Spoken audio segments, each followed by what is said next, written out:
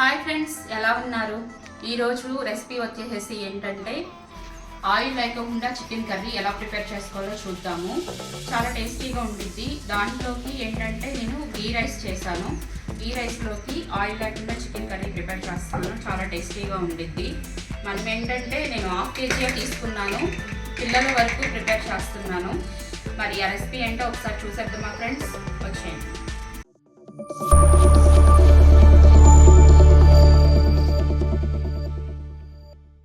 Oil లేకోకుండా chicken curry మనం prepare చేసుకుంటున్నాం కాబట్టి అందులోకి మనం మసాలా ప్రిపేర్ చేసుకోవాలి. దాంట్లోకి ఏంటంటే మనం ఆనియన్స్ పేస్ట్ లాగా చేసుకోవాలి. నేను 3 మీడియం సైజు ఆనియన్స్ ఇలాగ మొత్తం పొట్టు తీసేసి ముక్కల్లా కట్ చేసుకున్నాను. ఇప్పుడైతే వీటిని మనం కచ్చి పిచ్చిగా నూరుకుందాం.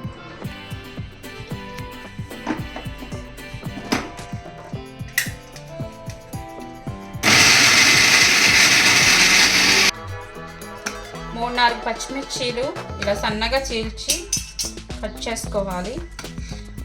ఇవి కొంచెం కారం ఎక్కువ ఉంటాయి. డార్క్ గ్రీన్ మిర్చి అన్నమాట. మీరు తినే కారం బట్టి మీరు పచ్చిమిర్చిలు వేసుకోండి. నాకైతే ఇవి సరిపోతాయి. ఫ్రెండ్స్, వాతావరణం అయితే చక్కగా చల్లగా మబ్బులు చూడండి ఎలా వేసినాయో.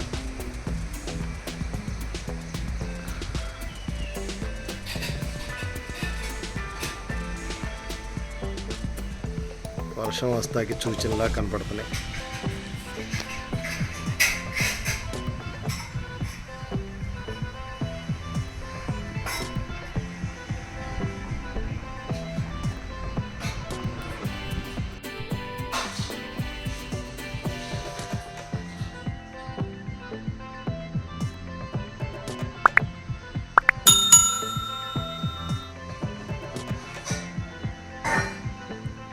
యుద్ధానికి రెడీ అయింది. మొత్తం చికెన్ అంతా రెడీ.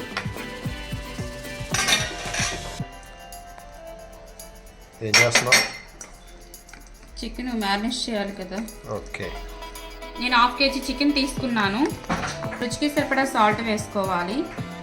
చిటికెడు పసుపు. మీరు తినే కారాన్ని బట్టి కారం అనేది వేసుకోండి. నేను 2 టేబుల్ స్పూన్ వేసుకుంటున్నా, ఎందుకంటే పిల్లలు బాగా తింటారు కారం. ఈ కారం కూడా మంచి స్పైసీగా ఉంటుంది.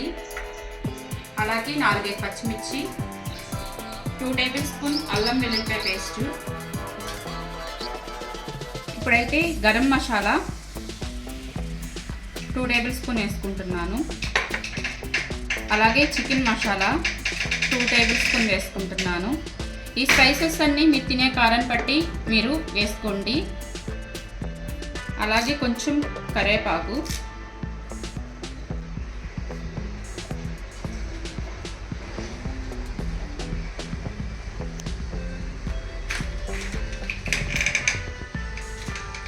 కరివేపాకు వేసుకునేటప్పుడు కొంచెం వెనకాల కూడా చెక్ చేసుకోండి, ఎందుకంటే దోమలు గుడ్లు పెడతాయి. నేను ఆల్రెడీ చూడకుండా వేసేద్దాం అనుకున్నాను, అందులో దోమలు గుడ్లు పెట్టేసి ఉన్నాయి, అందుకే పక్కన పెట్టేసాను. 1 నిమిషం చెక్ చేసుకుని వేసుకోండి, ఎందుకంటే వర్షాకాలం కాబట్టి ఎక్కువ ఇవే వస్తాయి. ఇప్పుడైతే కరివేపాకు,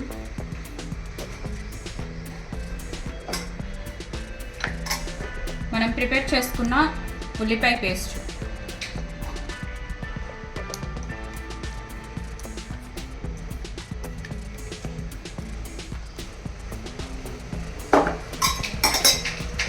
అలాగే 4 టేబుల్ స్పూన్ పెరుగు.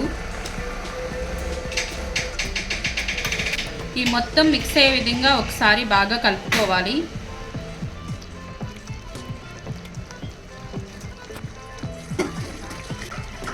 చికెన్ ఎప్పుడు ఒకే పద్ధతిలో వండుకుంటే వండటానికి బోర్ అనిపిస్తుంది, తినడానికి కూడా బోర్ కొడుతుంది. అప్పుడప్పుడు ఇలాగూ మనం రకరకాలుగా ట్రై చేస్తూ ఉంటే చాలా టేస్టీగా ఉండిద్ది. దానికి తోడేంటంటే పిల్లలు కూడా బాగా ఇష్టంగా తింటారు.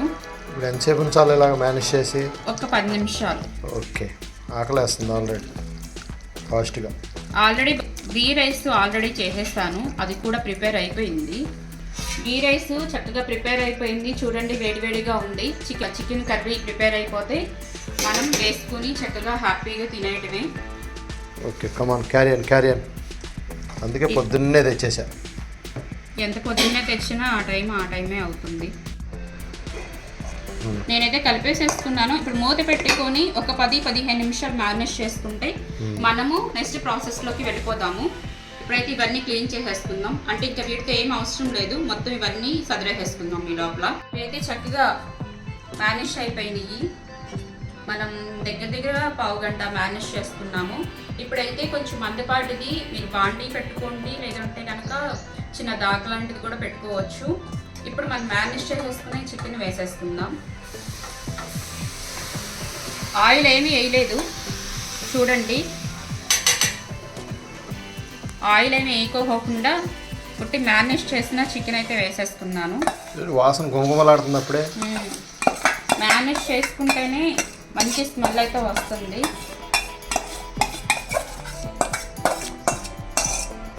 ఇప్పుడు ఇది మొత్తం ఇలా పెట్టేసేసుకుని మూత పెట్టుకుని ఒక్క 10 నిమిషాలు ఉడికించుకోవాలి. ఇప్పుడైతే మనం మూత పెట్టేసేసుకుని ఒక 10 నిమిషాలు మనం మగ్గించుకుందాము. ఆటోమేటిక్గా మనం కొంచెం సెగతగలంగానే ఆటోమేటిక్గా చికెన్లో నుంచి వాటర్ వస్తుంది, అలాగే ఆయిల్ కూడా బయటకు వస్తుంది, న్యాచురల్గా వస్తాయి అన్నమాట. ఆ చికెన్లో ఉన్న ఆ కొలెస్ట్రాల్ వల్ల వచ్చే ఆయిల్ వల్ల మనకి చికెన్ అనేది పర్ఫెక్ట్గా ఉడికిపోయింది. ఒక 10 నిమిషాలు ఉడికించుకుందాం. చక్కగా వాటర్ బయటకు వస్తుంది, స్టీమ్ చికెన్ లాగా వచ్చేస్తుందిగా. మధ్యలో 1-2 సార్లు కలుపుకోండి. ఆయిల్తో పని లేదు, ఇంకా ఆయిల్తో పని లేదు. ఆయిల్ వద్దు అన్నోళ్ళు ఇది చూస్తే కంపల్సరీ వదిలిపెట్టలేము. ఫ్లవర్ మధ్యన కరివేపాకు వచ్చిందా? డిజైన్ చేసేవాళ్ళగా మా వారు డిజైన్ చేశారు. అలాంటి విట్లాచార్య సెట్టింగ్స్ బాగా చేస్తారు మా వారు. ఓకే. ఆకలి వస్తుంది, వాసన వస్తుంది, ఆకలి వేస్తుంది. అంటే ఆకలేసిన తర్వాత వాసన వచ్చిందా, లేకపోతే వాసన చూసి ఆకలి వస్తుందా? వాసన చూసి ఆకలి వేస్తుంది. ఏంటమ్మా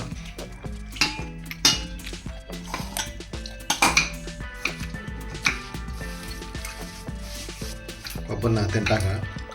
మీకు తినడానికి కాదు, నాకు తింటాక ఏమని తినేసాను.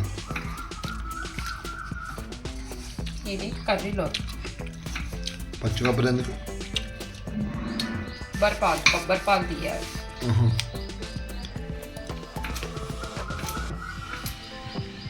కొబ్బరి పాలకి లేత కొబ్బరి కంటే ముదురు కొబ్బరి అయితే బాగా పాలు వస్తాయి. కొంచెం ఫాస్ట్ కానీ చిన్నబాబు టిఫిన్ చేయలేదు, అప్పుడే ఇంకా అవ్వలేదా అంటున్నాడు. శుభ్రంగా కడిగేసేసుకొని ఒక చిప్ప వేసేసుకున్నాను. కాయ మొత్తం వేయలేదు, ఒక చిప్ప వరకే వేసుకున్నాను. ఒక చిప్ప అయితే సరిపోయింది, ఓన్లీ కర్రీలోకే కాబట్టి. మీకు ఇష్టమైతే చక్కగా కొబ్బరిపాలు తీసుకొని ప్రతిరోజు ఏదో ఒక కర్రీ ప్రిపేర్ చేస్తూనే ఉంటారు కదా, ఆ కర్రీలో కొంచెం పాలు వేసుకుంటే టేస్ట్ ఉండిద్ది, మన బాడీకి ఫైబర్ అనేది బాగా అందిద్ది అన్నమాట. కొబ్బరి అయితే పేస్ట్ చేసేసుకున్నాము. ఇప్పుడైతే ఈ కొబ్బరిని మనం పాలు తీసుకుందాము. కొబ్బరి గుజ్జులో నుంచి మనం కొబ్బరి పాలు తీసేసుకుందాము.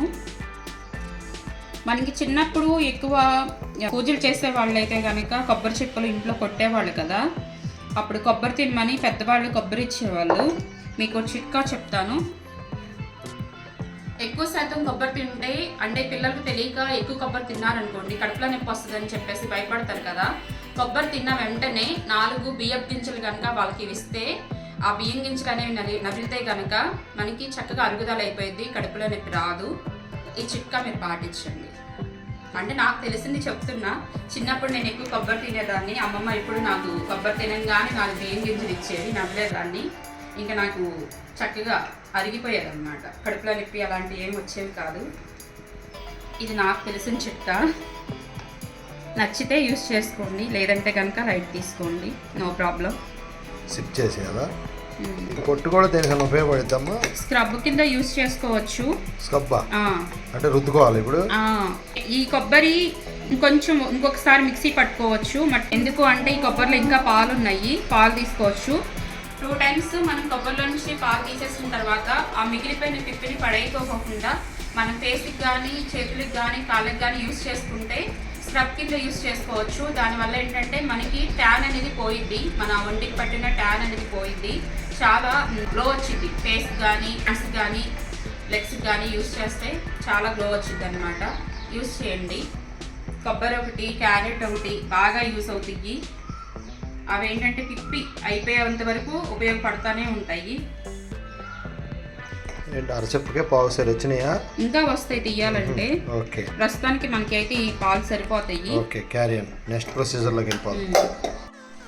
ఇప్పుడైతే ఒకసారి మూత తీసుకుని చూసుకుందాము. 10 హెచ్ వర్క్ పట్రా. చక్కగా ఉడికిపోయి గ్రేవీ దగ్గరికి అయ్యింది. గుమగుమలాడే చికెన్ రెడీ అయిపోతుంది. పళ్ళాలు పట్టుకొని రైస్ పెట్టుకొని రెడీగా ఉండండి. ఫస్ట్ నేనే మనం ప్రిపేర్ చేసుకున్న ఈ కొబ్బరి పాలు కూడా ఇందులో వేసేసుకోవాలి.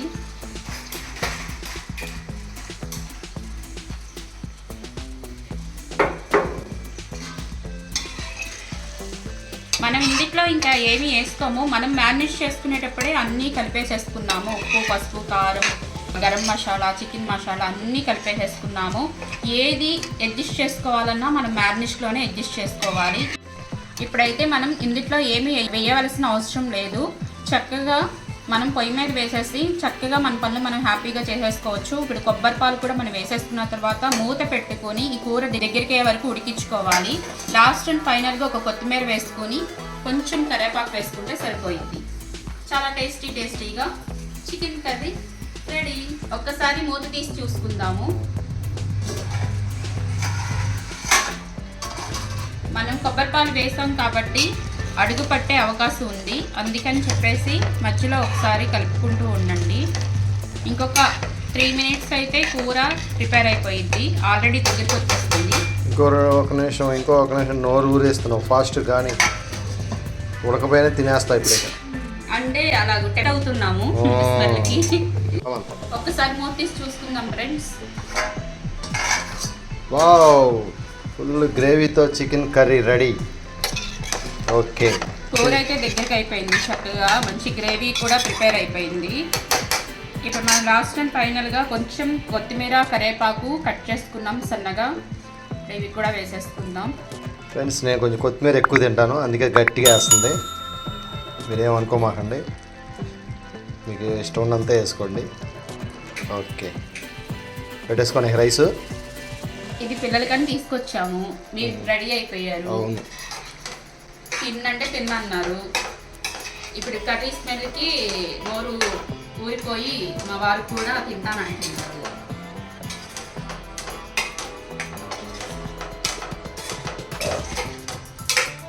చక్కగా కలిపేసేసుకున్నాం. కర్రీ కూడా మంచి గ్రేవీతో ప్రిపేర్ అయిపోయింది. దేంట్లోకైనా చక్కగా సరిపోయే కాంబినేషన్ అన్నమాట. ఇలా ప్రిపేర్ చేసుకుంటే రోటీలోకైనా, చపాతీలోకైనా, రైస్లోకైనా, బగారాలోకైనా, దేంట్లోకైనా చక్కగా యూస్ చేసేసుకోవచ్చు. చాలా టేస్టీగా ఉండిద్ది. అస్సలు ఆలోచించుకోకుండా హ్యాపీగా ఎంజాయ్ చేస్తూ తినేయచ్చు.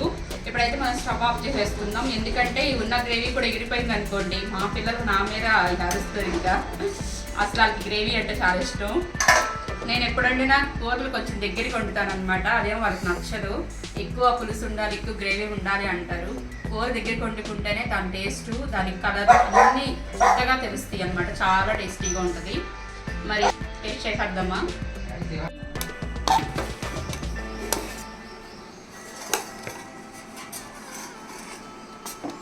ఇప్పుడైతే చక్కగా రైస్ పెట్టేసేసుకొని కొంచెం కర్రీ. ఓకేనా? ఓకే, వేడిపోతుంది రైస్. ఆ మూత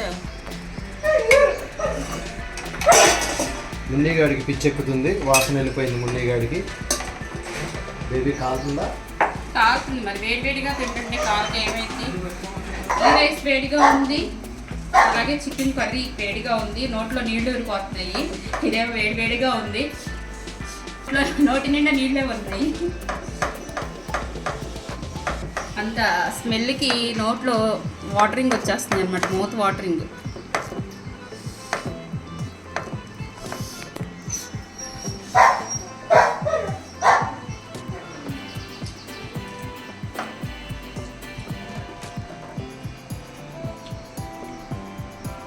ఫ్రెండ్స్, ఎంత బాగుందంటే నిజంగా నోట్లో నుంచి మాటలు కూడా రావట్లేదు, అంత టేస్టీగా ఉంది.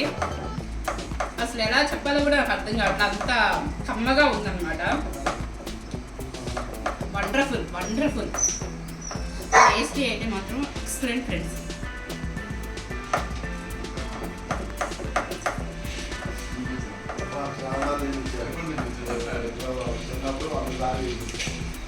చిన్నప్పుడు నాకు తెప్పించారా?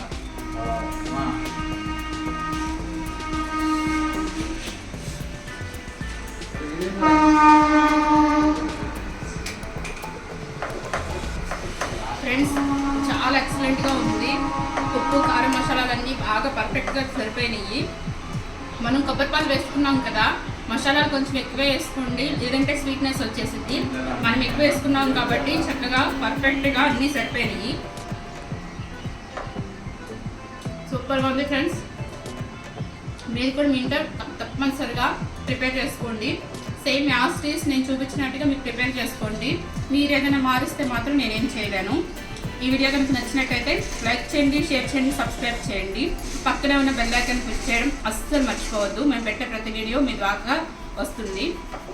Thank you for watching.